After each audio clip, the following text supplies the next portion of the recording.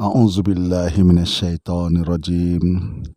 Bismillahirrahmanirrahim.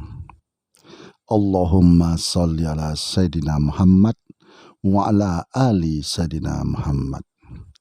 A'udzubillahi minasyaitonirrajim. Bismillahirrahmanirrahim. Rabbi sadri wa yassirli amri wahlul 'uqdatam min lisani yafqahu qawli. Assalamualaikum warahmatullahi wabarakatuh. Saudaraku, sahabat-sahabatku dimanapun Anda berada. Bagaimana kabar saudaraku, sahabatku? Bagaimana dengan keimanan? Apakah goyah dengan keadaan kita sekarang ini? Apakah sudah mulai kurang keyakinan atas ajaran ulama-ulama terdahulu? Alhamdulillahirabbil alamin, masih teguh dan yakin akan ajaran ulama-ulama terdahulu. Nah, pada malam hari ini kita akan membahas, kita akan merenungkan dan memikirkan. Jadi pada malam hari ini kita akan merenungkan dan memikirkan. Apa itu yang akan kita pikirkan? Sebelum kita melakukan perenungan dan memikirkannya, saya mau bertanya kepada saudaraku, sahabat-sahabatku yang melihat channel saya, channel Renungan Kehidupan. Nah, tanda hitam yang ada di kening, apakah itu menunjukkan orang tersebut orang yang soleh? Tanda hitam yang ada di kening, apakah itu menunjukkan bahwa orang tersebut adalah orang yang soleh? Apa jawaban saudaraku? Apa jawaban sahabatku? Tidak. Betul sekali. Tanda hitam yang ada di kening, di antara kedua mata, bukan menunjukkan orang tersebut adalah orang yang soleh, tapi itu hanya menunjukkan orang tersebut banyak sujud. Jadi orang yang banyak sujud belum tentu orang yang soleh.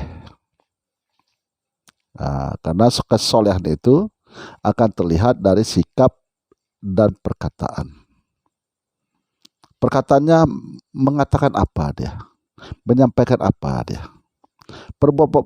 Perbuatannya samakah dengan perkataannya?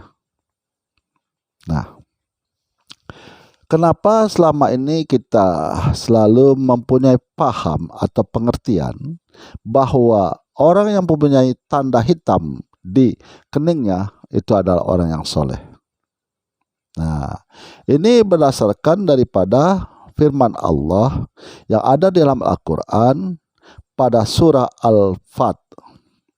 Jadi dalam surah Al-Fat ini Allah berfirman yang artinya Nabi Muhammad adalah utusan Allah dan orang-orang yang bersama dengannya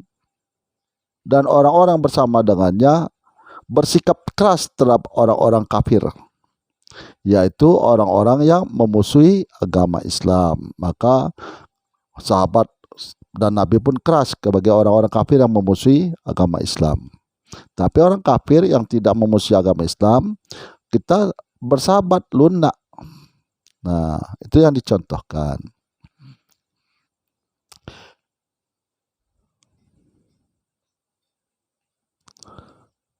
Tapi berkasih sayang sesama mereka. Jadi sesama muslim itu berkasih sayang. Kenyataan sekarang berkelompok-kelompok dan saling bermusuhan menunjukkan kebenaran masing-masing. Akulah yang paling benar. Nah,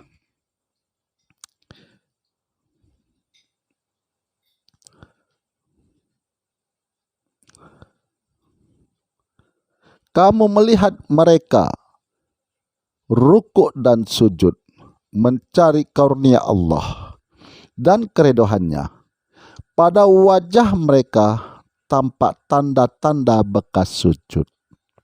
Nah, inilah akhirnya kalau kita lihat orang mempunyai kening yang hitam, kita menganggap orang tersebut orang yang soleh. Orang yang soleh. Nah, apakah hal demikian? Bahwa tanda hitam yang ada di kening menunjukkan orang tersebut adalah orang soleh. Tapi kalau tanda hitam yang ada di kening itu menunjukkan dia banyak sujud, benar. Tapi tidak semua, tergantung dengan kondisi. Nah, saya juga pernah mengalami nih, kening saya ini kan hitam nih. Gitu. Jadi justru kita merasa malu ada kening hitam ini. Kita seolah-olah dikatakan orang banyak sujud. Padahal kita jarang-jarang melakukan sholat-sholat sunnah. Yang banyak kita kerja sholat yang wajib. Jadi ada rasa malu, bukan bangga. Jadi kan ada tanggung jawab. Kita merasa orang yang banyak sujud, banyak yang sholat, banyak mengerjakan sholat. Itu. Nah, jadi ada juga kisah nih. Nah, ini pengalaman saya nih, masalah jidat hitam. Nah, masalah jidat hitam. Nah, jadi saya pernah itu sedang berguru di Tarekat Naksabandia. Ada sesama murid. Nah, beliau berkata sama saya, "Pak," kata, "apa?" Gue bilang, "Itu tanda hitam di Bapak itu Bapak gosok-gosok ke sejadah ya? Atau Bapak krik-krik pakai uang supaya hitam?" Apakah saya marah? Tidak. Saya malah senyum. Apa jawaban saya? Kalau kamu memang berminat dengan tanda jidat hitam saya ini, ambillah. Saya justru tak mau ada jidat hitam di kening saya. Saya tak mau. Tapi apalah daya saya, dia muncul dengan sendirinya. Bukan yang saya minta, bukan saya buat-buat. Kalau bisa justru tanda hitam ini hilanglah hendaknya di dahiku. Baru dia diam. Jadi di sini pun kita ambil salah satu hadis yang diriwayatkan oleh Baihaqi.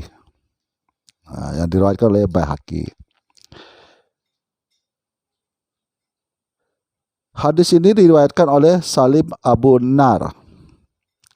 Ada seseorang yang datang menemui Ibnu Umar, lalu memberikan salam. Ibnu Umar bertanya kepadanya, "Siapakah Anda?" "Aku adalah anak asuhmu," jawab orang tersebut. Ibnu Umar melihat ada bekas sujud yang berwarna hitam di antara kedua matanya. Lalu berkata,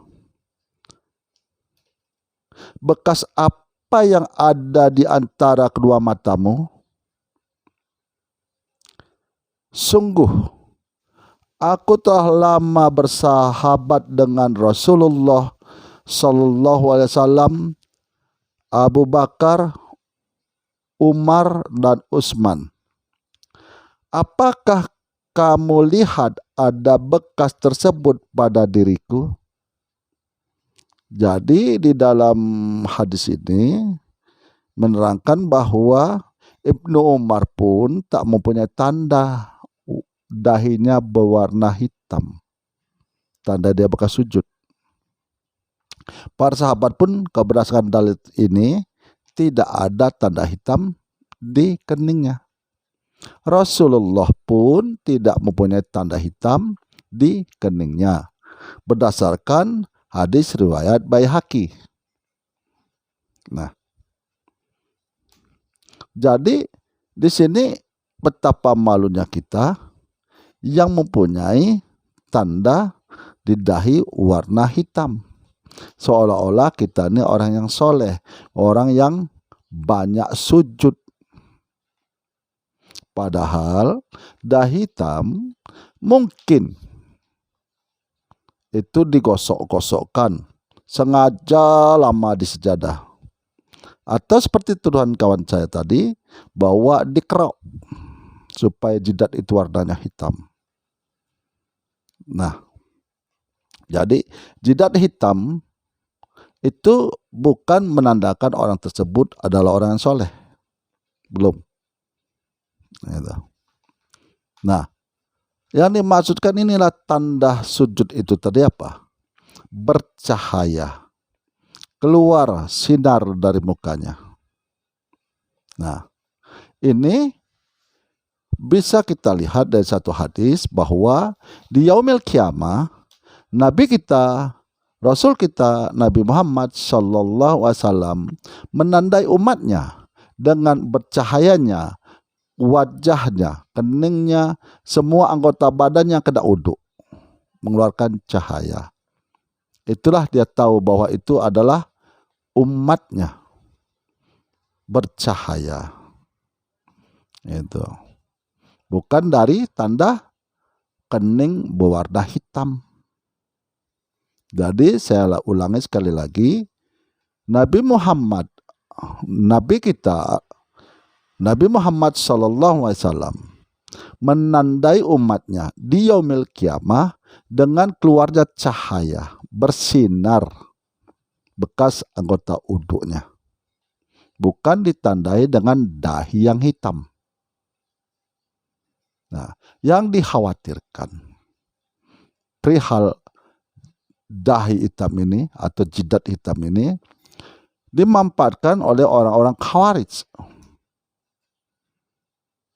atau orang-orang yang ingin menunjukkan bahwa dia adalah orang yang banyak beribadah, yang disebut juga dengan orang yang soleh, sehingga perkataannya kita dengar, kita turuti.